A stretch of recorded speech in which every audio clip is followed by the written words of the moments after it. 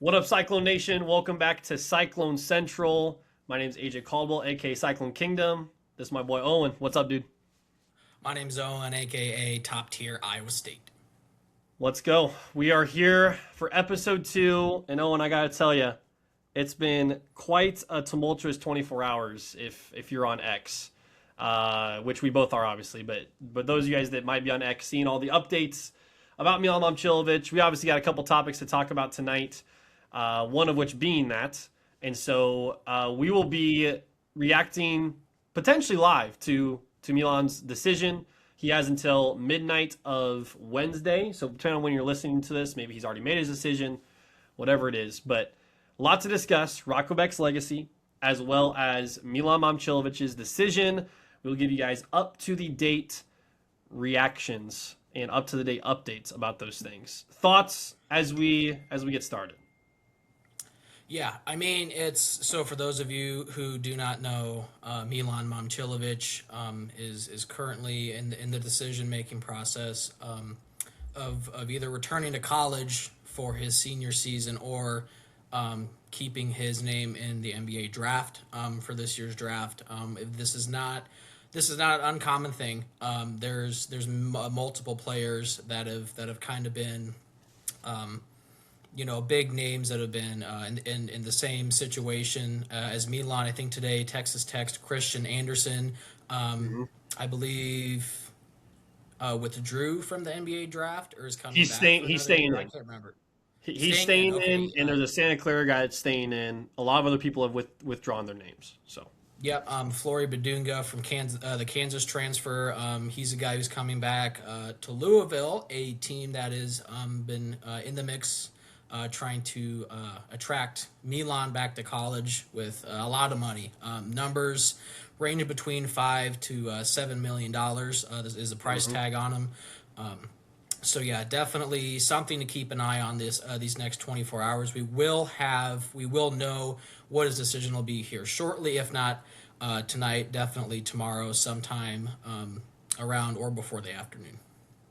yep, yeah, we will stay updated on those things, but we got some business to handle first before we get to some updates on Milan Momcilovic because we got another legacy to talk about, Owen, and that is the legacy of Rocco Becht.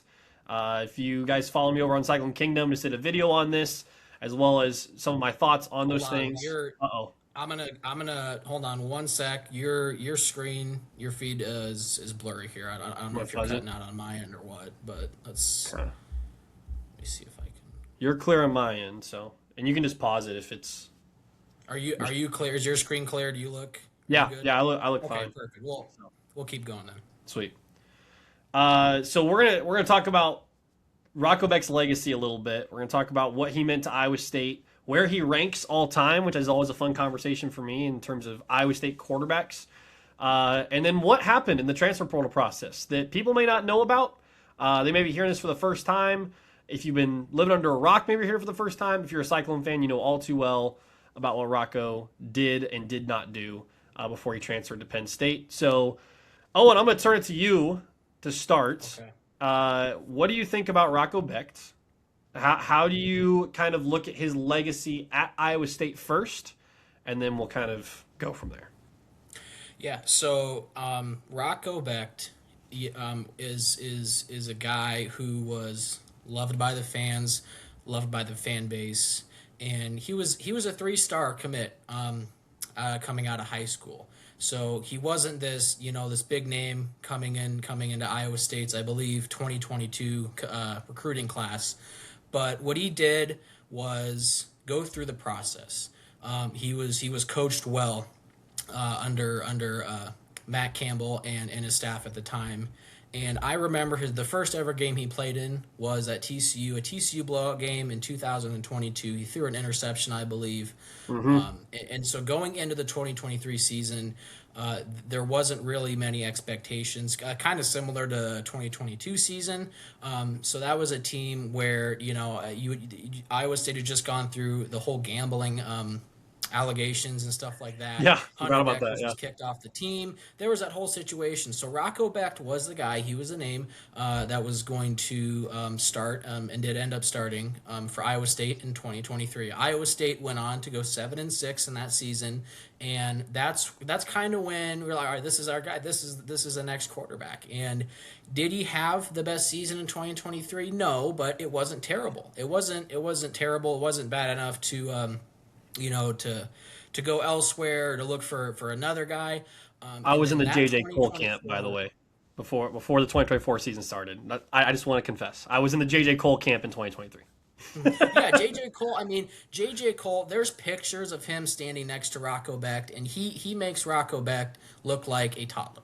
I mean, he is really, he was thought to be the guy, the next guy at Iowa State. But Rocco Becht had this leadership type character and physique to him, and you could just tell his body language, the way he was on and off the field. He did camps for, I believe he did a kids camp at Perry after the Yeah. tragedy that happened there. So this was a guy who made it clear to the fan base, made it clear to the coaching staff, he wanted to be the next Brock Purdy. He wanted to be the next leader at Iowa State, and a quarterback who can get it done and maybe get Iowa State over that 10-plus win season hump, and that's exactly what he did in 2024. He led Iowa State to an 11-3 season with a win in the Pop-Tarts Bowl. I got my Pop-Tarts Bowl. Hey, there we go. Shout out to the Pop-Tarts Bowl. That's a People's National Championship. Way to rep it. Yeah. Yeah, and so that was a great season, and I think from there going into the 2025 season, expectations were high. All right, and we all know when expectations are high and you have Matt Campbell as your coach, it usually isn't going to go well.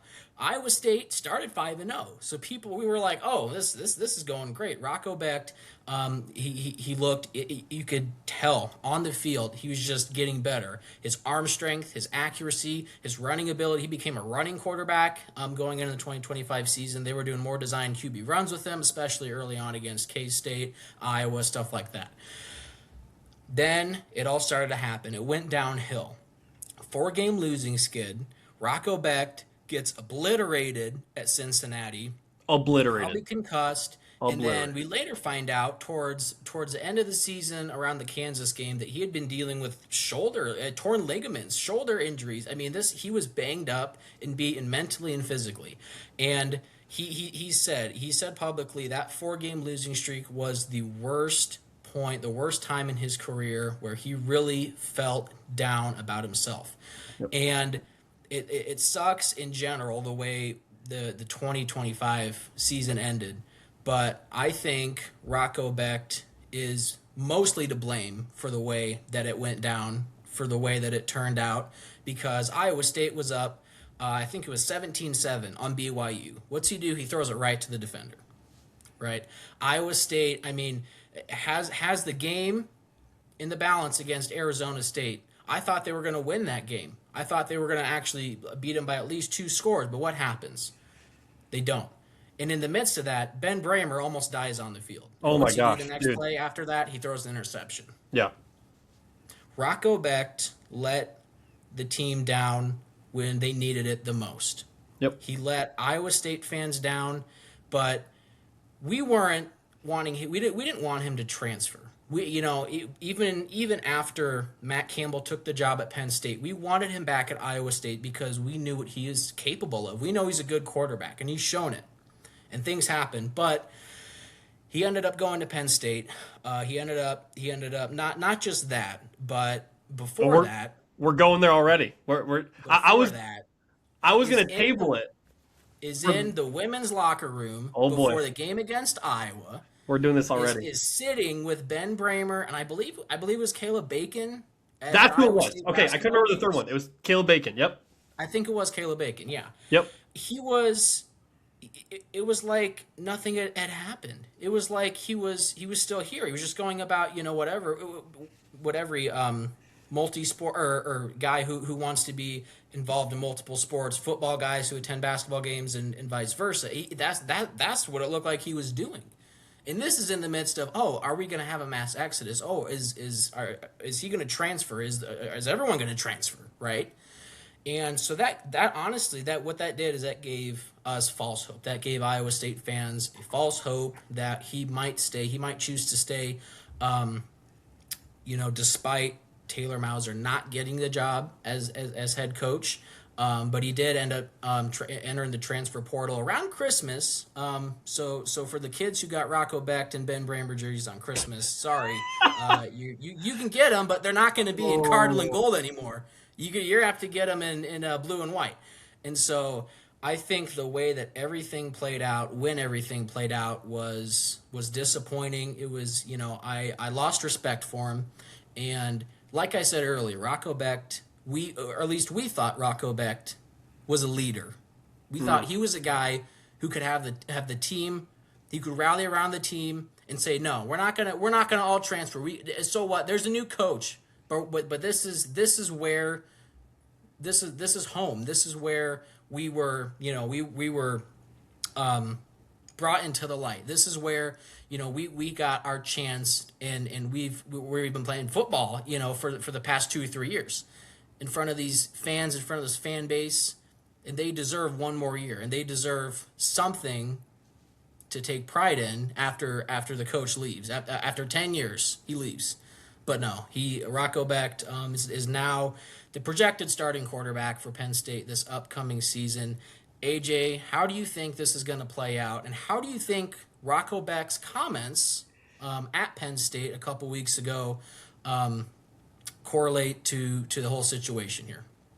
Yeah, I mean, you said a lot there. I was going to let us both just kind of take our best swing at Rocco Becht's whole transfer portal process, but you did some of the work for me. So before I get to Rocco Becht and I think it was Adam Brenneman interview on his Next Up YouTube channel, where does Rocco Becht rank all time for me among Iowa State quarterbacks? Because I think that's the conversation that many people are wanting to have outside of what we're about to talk about next with his comments.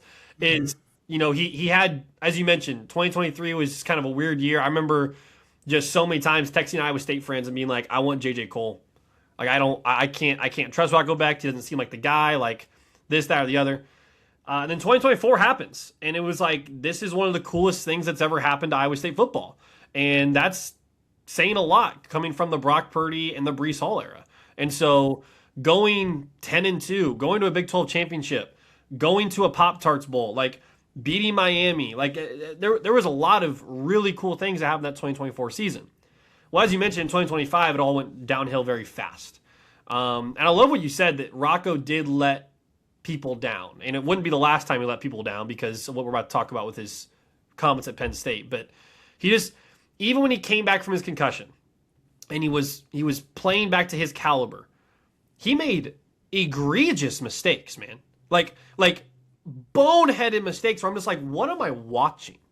It took me back to 2023 where I was calling for another quarterback, right? Like that was so mind-numbingly simple in how you're supposed to handle yourself and play complementary football. And you had Carson Hansen and Abu Sama and Ben Bramer, and like it was terrible. I mean, you talk about the BYU game. The BYU game was frustrating. The Arizona State game was worse.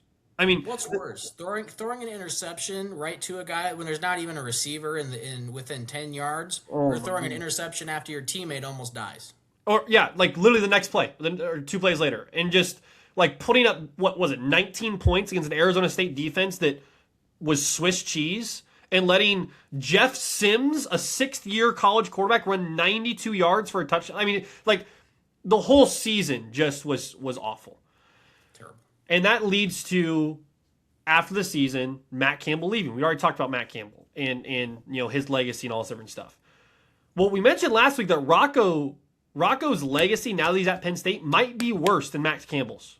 It might be worse. And you briefly touched on it, but I want to hone in for people so they realize like how deceitful this was. And maybe Rocco didn't realize this, but like this is how deceitful it was. So the interview you mentioned is Rocco Becht sitting down with Adam Brenneman, who's this college sports guy, just goes to different colleges and talks to up-and-coming schools or blue blood schools or whatever. And he asked Rocco, he says, basically, what was the process like of leaving Iowa State, going to Penn State? He said, I talked to my dad, blah, blah, blah. I talked to whatever. And then he says, I called Matt Campbell.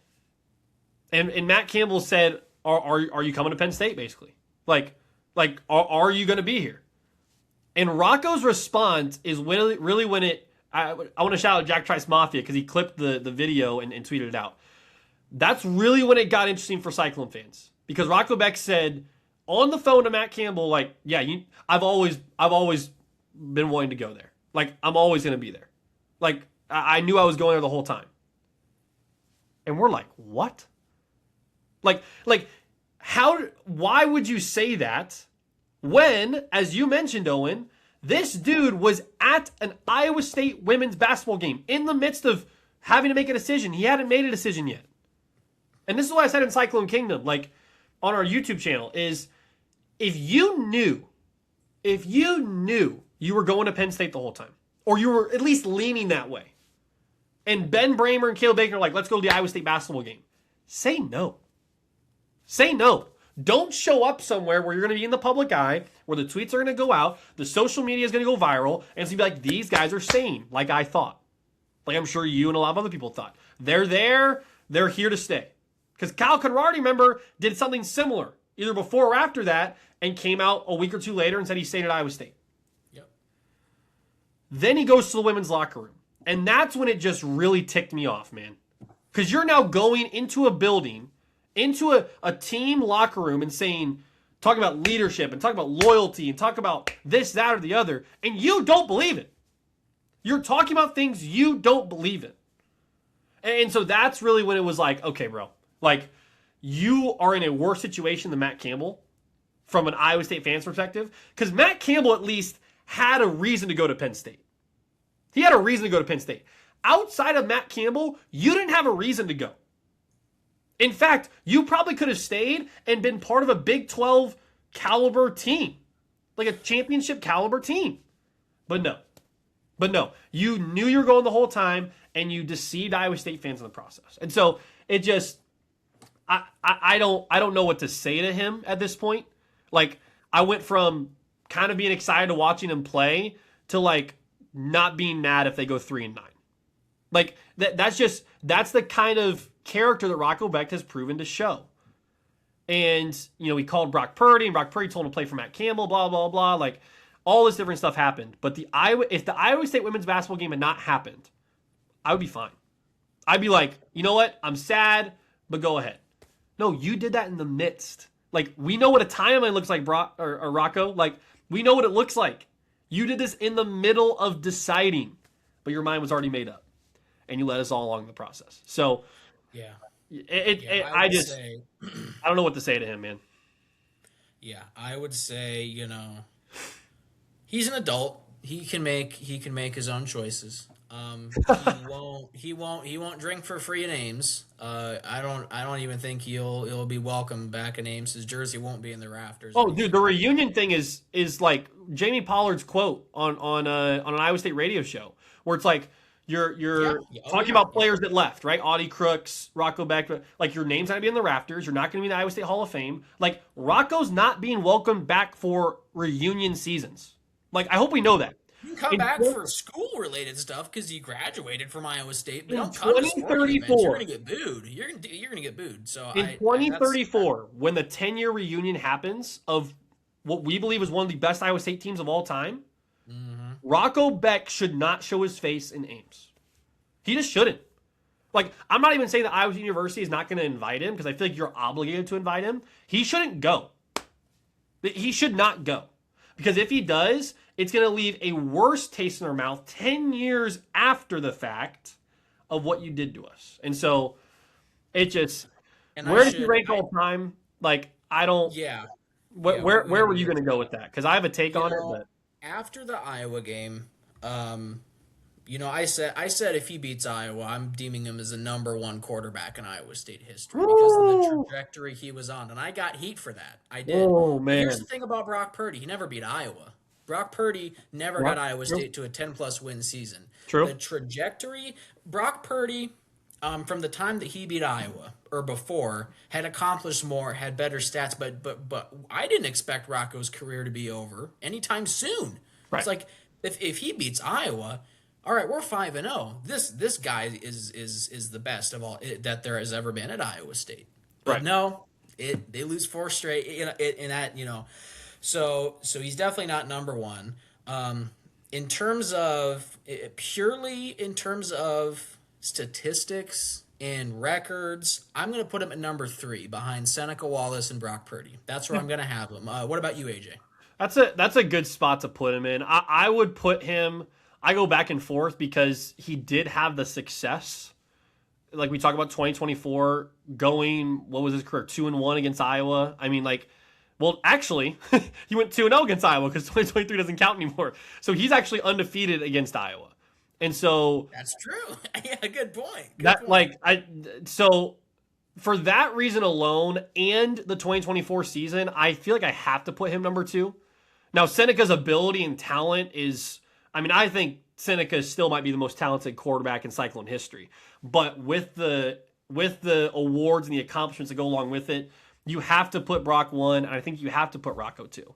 Now, based on how he plays at Penn State, does that change our answer? Because I think that's a very interesting conversation to have. If he goes 7-5 at Penn State this year, or even 8-4, anything less than 9 wins, and he doesn't have a good year. Now, I get the Big Ten's better than the Big 12 in terms of football powerhouses. Are we not going to hold that against him and say, not only did you leave, not only did you deceive, but you didn't finish well? If he has a great season, I don't think we care, right? I don't think we care. But if he has a bad year, Owen, I think you have to potentially put him number 3 and even number 4. Yeah. Like, I don't know, I man. mean, he's not an Iowa Stater anymore, so I don't personally, I don't think that it really matters. But because I mean, if we're just talking purely quarterbacks in Iowa State uniforms, then he's not an Iowa State uniform anymore. But I could definitely understand an argument where like you said, if he does bad at Penn State, then okay, he's a quarterback. Is he good or bad? Oh, he's bad. Well, then what? Right. Right. So I think that's at least something that we have to pique our interest in when we watch Penn State this year, because it's very important how you finish. It's not just how you start. It's So gonna be something else watching Penn State. It's like watching two teams. It really is gonna be like watching two teams here. And I hate it the most. For those of you, Go ahead. sorry, go ahead. Go. I was just gonna say, for those of you watching who aren't Iowa State fans, who didn't have 50 players leave from your team, you're not safe from this. This is going to happen to you one day or another. It's coming. This is college athletics. You wanted it. Here you go. You're going to be in the same spot as us down the road, 3-4 years down the road. Yep. Last thing on this, and then we'll move on. But I was thinking about this today, and even as we're talking, the people I feel the worst for in the situation are the Ben Bramers, the Carson Hansons, the Marcus Neals, the Eskilsons, right? Like these guys that just were awesome Iowa State players, go under the radar because they're not like huge names in the transfer portal, and are now basically being lumped in with Matt Campbell and Rocco Becht simply because of the things those guys are saying. Like people keep, and we've been getting a lot of interaction on X and stuff about, oh, let it go, guys. Oh, you're still being bitter and stuff. We would not be talking about, I just want people to realize this. We would not be talking about this if those interviews hadn't happened or if there was coach speak or player speak answers. Like we just wouldn't. This is all right now. This conversation is all because of what they said in the past, like 3-4 weeks. Yeah. We would not be giving our take on it if not for that happening. And so that's why I feel for Bramer and Hansen and Eskilson and Neal and those types of guys. It's like, those are awesome. Like Marcus Neal might be one of my favorite defensive players in Iowa State history. And he played 2 seasons. Like, the dude was awesome. He just followed me on my TikTok profile. And I thought it was like the coolest thing ever. It's like, this guy still loves Iowa State. Mm-hmm. But he's now being lumped in and will forever be lumped in with Matt Campbell and Rocco Becht. And that's not fair to those guys. And so I just want to give those guys a shout out and say, we're at least wishing them well because they're not coming out on social media or this, that, or the other and saying, Ames is a desert town, or, oh, I was always coming to Penn State and I'm lying to people. Like, Ben Bramer didn't say that. We don't know if Ben Bramer hadn't made his mind up yet or not when he went to the women's basketball game. So in our mind, Ben Bramer is still in good graces with Iowa State fans. But Yeah, Rocco and Matt, like, they can and pick up. there were players like Jeremiah Cooper who went off on fans, on X and stuff for hating that. We don't hate them. I mean, we understand. It sucks. We're fans. We paid you your salary, but what do you want us to, I mean, do you want us to hug you, to congratulations on the new, like, what do you want us to do? Right. We're gonna be upset, we're gonna be a little sour, Right. but we don't hate you. We don't, I mean, we wish you the best, but if you don't have it, we're not going to care. I mean, and to go off on fans like that, it just shows his lack of proper character and respect for the fan base.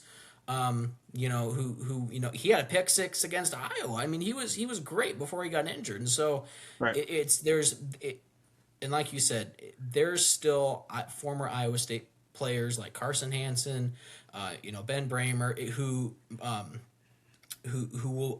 are on better terms with us because they didn't say those things. They didn't take negative shots towards the fan base. Right. And it's, yeah. Right. So yeah, I wish those guys well, and we'll stop talking about it when Matt Campbell and Rocco Becht stop giving us ammunition. Just straight up. That's when we'll stop about it. But we have some things to discuss because it is currently, let me see what time. It's currently 6:30 Central Time on Tuesday, May 26th. Milan Momcilovic has to make a decision about the NBA draft or about returning to college in just over 24 hours. I mean, what is that, 30 hours? So let's talk about it a little bit. I want to start with this, Owen, because I feel like it needs to be said. Kentucky fans need to chill out. Kentucky fans need to chill out. For one, Louisville and St. John's are just as much in the running as Kentucky. Okay, so Kentucky's more desperate. I should say Kentucky. Right, but in terms of money, colleges involved, like just from a statistic standpoint, those three colleges are involved. That's number one. Number two, Kentucky is not a national championship contending team, and I don't know what about this year's roster makes us think that they will be. I mean, I obviously have had a lot of interactions with Kentucky fans on X over the past 12 to 18 I've had hours. my fair share. And you've had your fair share as well. Yep. The amount of just like sensitivity to just like attacking Iowa State fans for no reason. Like we're just having a normal conversation about, whether or not Milan's going to stay, and all of a sudden we're getting called idiots or brain dead. Like, it's just like, where does that come from? Like, I thought this was such a classy program and a classy fan base. Like, I've had Kentucky friends that, like, they're just like a respectable fan base, and they're arrogant because they have the success. But, like, what makes you think that they're going to be this national championship contender just by adding Milan Momcilovic? We know as well as anybody, Milan's a phenomenal shooter, and he cannot show up sometimes in big moments. Like, he can't play defense very well. And he doesn't play defense very well. So how does that make people think that he's all of a sudden going to be this linchpin for Kentucky going to a Sweet 16 Elite 8 Final Four when, and this is the big point, 2 months ago, Iowa State beat their $20 million roster by 20, I'm not done, without Joshua Jefferson. We did not have a top 10 player in America and beat them by 20. Made them quit in the middle of a March Madness basketball game. So I don't understand what the affinity is of just like going after like the two of us and other people that are tweeting out like, yeah, Kentucky's more of a financial decision than an actual championship contending decision. That's just the reality. We're not, and this is what I want people to understand, like we're not slighting Kentucky for the past. I get they were successful. We're talking about 2026, 2027. And they don't have a roster to compete with Arizona, with Michigan, with Houston, with Iowa State. Like, Iowa State has a better roster than Kentucky, period. Period. Like, I don't understand why that's so hard for people to realize. The transfers Iowa State got, the conference Iowa State plays in, I don't want to hear no SEC is better than the Big 12. When we had 4 potential Final Four teams, and if Iowa State doesn't get injured, probably all 4 are Big 12 teams.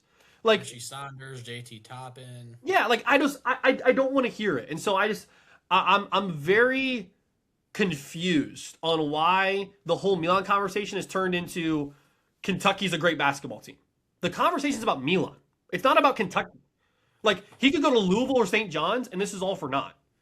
So that's at least where I wanted to start. What are your thoughts on that? And then we'll talk about the whole Arizona shenanigans that potentially happen. Yeah, I know. Kentucky fans remind me a lot of Nebraska fans. Why? They're cocky, they're delusional, Yeah. and they live in the 90s. Yeah. Kentucky's had more, I would say, marginal success since then in basketball than Right. Nebraska or in athletics in general, but they haven't done anything the past 5 or 6 years to be. Which for Kentucky is a 100 years. Like these are the same people that hate Mark Pope, and I'm having people reply to me and say, "Oh, Mark Pope's a great coach." You hate him. They're fair weather fans. I mean, look, they're fair weather fans, and all they know is money. All right, oh, we're Kentucky. Milan Momcilovic, money. Milan Momcilovic, Kentucky. Yes, that's all they know. That's all, and that's basically all. They're just like robots. They're just programmed. I mean, when they hit the game-winning, the half-court buzzer beater in the first round against Santa Clara, they were jumping. There were Kentucky media representatives jumping on the scores table and going absolutely nuts, like, you didn't almost just lose to Santa Clara. Like, I mean, and sure, there are probably reasonable, logical Kentucky fans, but not many. Not from what we've experienced. Dude, I'm shocked. I'm shocked. I'm absolutely shocked. Like, I thought there were so many more respectable, like genuine Kentucky fans. They're all just like you said, like Nebraska fans or like Hawkeye fans. Where it's just like, why are you attacking me as a person? I'm making a take. Attack the take. Like, this has nothing to do with me. Like, They're like, I mean, there's other fan bases. I'm not gonna say who Iowa but who Kansas State. But yeah, no, it's gonna be funny if Milan does it, because he didn't meet with Kentucky. His agent did. No, he didn't. I mean, he still hasn't. Like, Milan. Let's get this straight. Milan has not met with any of these teams. It's his agent that has been doing it. It's Milan has not talked to, has not been. It's been all his representative and his, and I think that shows, in at least for as a good sign in terms of him staying in the NBA draft. Because I mean, we know this has been known. Milan Momcilovic wants to play in the NBA. Yep. And like we've said before, it just comes down to, can he get a good contract? Can he get a good guaranteed proposal where he'll be good, he'll be well off 2, 3, 4 years down the road in the NBA. So yeah, yep. I mean, but yeah, circling back around to Kentucky fans, this is like you said, this is crazy. I couldn't imagine.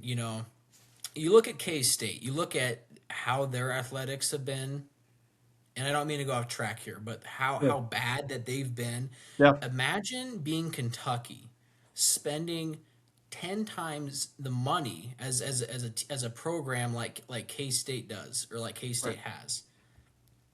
And honestly, it's being on a similar level or to a similar caliber. Iowa State beat K-State by 30 and beat Kentucky by almost 30. I mean, yeah, Kentucky made the tournament, but like I said on episode 1, if you guys haven't watched that yet, the bubble was horrendous last year. Kentucky had some really bad losses, and they really didn't have any good ones. They just got in. Why? Because they're Kentucky, and they're from the SEC. All right. So like I said, imagine, having that much money, having a $20+ million roster, and we know this year is going to be even more expensive, and still not doing anything. You guys, you have no right to talk crap to us or to anyone else in the country. No. The 90s, it's irrelevant. They have zero correlation to this current day. In 2012, Anthony Davis has acting like it. Yeah, has zero relevance. Like, the Harrison brothers have zero relevance to current college basketball. Like, Name any Kentucky player from those great teams in the past decade. Zero relevance to 2026, 27. And that's all we're talking about. Like, I have not said in the past 12 hours or tweeted out anything that has said Iowa State is an overall better program than Kentucky. I'm saying for 2026, 27, Iowa State has a better roster. And that's not hyperbolic. Like, that's not a crazy take. Iowa State was a perennial top 10 team all year, had the best win in America at Purdue in December, and then would have gone to the Elite Eight if Josh Jefferson doesn't snap his ankle. Like, it's not a crazy take to say the team we just beat has a better roster than that team. Why is that a weird take? I don't know. I don't know. But let's pivot for a second because, and I know it's from Jeff Goodman, so take it or leave it because he has some outrageous takes that, per his sources, and there's no sources. No, he's got no sources. Arizona. He's hated by college basketball. The coaches and the players. You see his interview with Braden Smith. No one likes him except for apparently random burners on X. Yep. That's Jeff Goodman in a nutshell for you guys. Arizona potentially is in the mix, and they've been in the mix for about a month now. How would we feel if Milan Momcilovic, because I feel like if he goes to Kentucky, Louisville, or St. John's, now if he goes to Kentucky, now that I know what I know about Kentucky, I'm not going to wish him well. If he goes to Louisville or St. John's, let's just say, like, okay, like, he's going to another college. I hate that he's back in college because we might have to play him. Like, St. John's is literally in the Vegas tournament, right? The Players Era tournament. Louisville's literally in the Players Era tournament. Like, that would not be fun to have to play Milan that early. Yeah. If he goes to Arizona, Owen, if he goes to Arizona, he's not gonna go. He's not gonna stay in the Big 12. I can tell. I hope not, dude. Say this with certainty. Yeah, Milan Momcilovic will not want to play Iowa State. All right? They don't have the money for it. I feel like. No, they don't. They spend it all on a 5-star. I mean, they have to be. I think their roster is already pretty much complete for this next season. But yeah, because compared to Kentucky. Arizona's more of a blue blood right now than Kentucky is. But money talks. Say that one more time. Like you said. Say that one more time. You know, if you have Kentucky, Louisville, and St. John's. Like you said, Iowa State. I think St. John's they could end up playing them too in the Players Era tournament. Yes. I know Louisville. So yeah. These teams have some correlation to Iowa State. But when you're that good, when you're a top 10 program in college basketball, it's not surprising that you have so many connections and stuff. And Can you say that Arizona line one more time just for all the Kentucky fans? Arizona is more of a blue blood right now than Kentucky is. And it's not even close. It's not close. It really is. Not close. Like, if we're talking current relevance, if you want to talk all-time programs like the Lakers and the Celtics, that's fine. If we want to talk about current relevance, Kentucky hasn't been relevant since COVID. Like, let's just be real about that. They just haven't. Meanwhile, Arizona is rolling out draft picks, Final Fours, Elite Eights. Like, they are rolling out all kinds of talent that Kentucky can't compete with. Like, it's just, it's insane. It's insane. So, I still haven't seen any breaking news, so that's a good sign. So that I think that means we're gonna most likely get our news tomorrow. I believe the deadline for him to either withdraw or stay is it 12? It's midnight tomorrow. So I would May 27th. You guys listen to that. I would expect an announcement. Probably sometime in the afternoon, early afternoon. But don't go on that. Don't bank on that. No. But that's what I would expect. It could literally happen after we're done recording. Like, for all we know. Yeah. I mean, there's still time left in the day. But so have your thoughts changed at all about what he's going to do based on what we've heard in the past couple days? If I would like to think if he was going to come back, he would have already done it. He would have already announced instead of waiting until the last second to do it. I honestly, what I'm thinking right now is he's doing it just to kind of be like, that one scene in The Wolf of Wall Street where he's getting them hyped up and stuff, and he's like, "We're back. I'm staying." That kind of thing. He's like, I was never gonna come back, and he's just doing it to honestly troll all these That'd be Kentucky such a fans. Milan thing to do, They man. deserve getting trolled, That'd be especially such a this. Milan thing to do too. I mean, that's just This would be who the he is. cherry on top for Oh, Kentucky fans. dude, it would be awesome. It Just would for be the sake of awesome. like him still being from Iowa State when he's in the draft. I mean, I would still love that, obviously. Yeah, Um, yeah. but I yeah, mean, it's rare. It's rare, and that happens because everyone's just transferring nowadays. right. But yeah, My my thoughts haven't changed either, by the way. it would it would be the cherry on top for this whole tobacco with these Kentucky fans and these people and the media. Like it would just be it would be great. It would be just another thing, another positive thing, trending in the right direction for Iowa State. Iowa State athletics this offseason. I could say that this offseason has been really good despite losing Matt Campbell, despite what happened in March. Yep. Jimmy Rogers is doing really hot on the recruiting trail. Stay tuned for that. We're gonna have some articles up about that. It's going to be a big next couple of weekends for the football program. TJ did a really good job in the transfer portal. Got a new contract. Got extended. It's been great, and we're gonna break it down each one episode at a time throughout the off season. But like I said, this would be great. This would be the chef's kiss on what's looking to be a very productive and positively trending off season. Remember where you were today when a year from now Mark Pope gets fired at Kentucky. I thought he was going to get fired after last year. I'm Yes. surprised he didn't. Remember where you were Honestly, today. I don't think Mark Pope's not a good coach. He really isn't. No, I mean, and he's a great guy. I'm sure he means well, but he's not. but he's not. He's clearly not the guy. And if they'll learn. I mean, Kentucky. I'm not sure who the AD is, but he'll learn one way or another that he's not the guy for Kentucky. Milan stays in the draft. Iowa State has a better record than Kentucky. Kentucky fires their coach, and the chef's kiss is complete. I mean, that is what is going to happen, I feel Full like. circle moment. And it'll be full circle. And we will have... It begins now. We might have a 45-minute podcast a year from now of us just laughing. And just no takes, no agenda, just us laughing because of how everything's transpired. But we are a Cyclones podcast. I just wanted to get that off my chest about Kentucky because they've really made their mark. I tell you what, Owen, they've wanted to make their mark over the past 12 hours. We're getting Milan Momcilovic, and we're a national championship contender. We haven't been relevant since before COVID, but this year will be different. It's the Cowboys, dude. They never shut up. It's the Cowboys. It's the Cowboys. This is our year. You are Kentucky. You are the Dallas Cowboys. You are the Dallas Cowboys. Thanks for joining on tonight, guys. We appreciate it. If you're here live on TikTok, I appreciate you guys joining on. We'll have clips of this up on our social media, YouTube, X, and TikTok. So stay tuned for all those things. We should be going live once more this week, I think. We got to get our schedule figured out. But we are going to be bringing you guys an instant reaction as soon as possible, a short instant reaction of when Milan makes his decision here. So stay tuned. That'll probably be tomorrow, I would guess. Yep. Unless he announces it at midnight. Then Oh my probably goodness. be asleep. Oh my goodness. Yeah.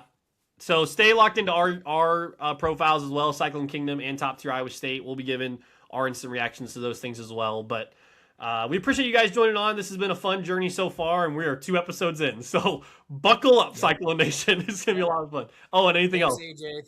Thanks everyone for tuning in. We're Cyclone Central, and roll clones. Roll clones, baby.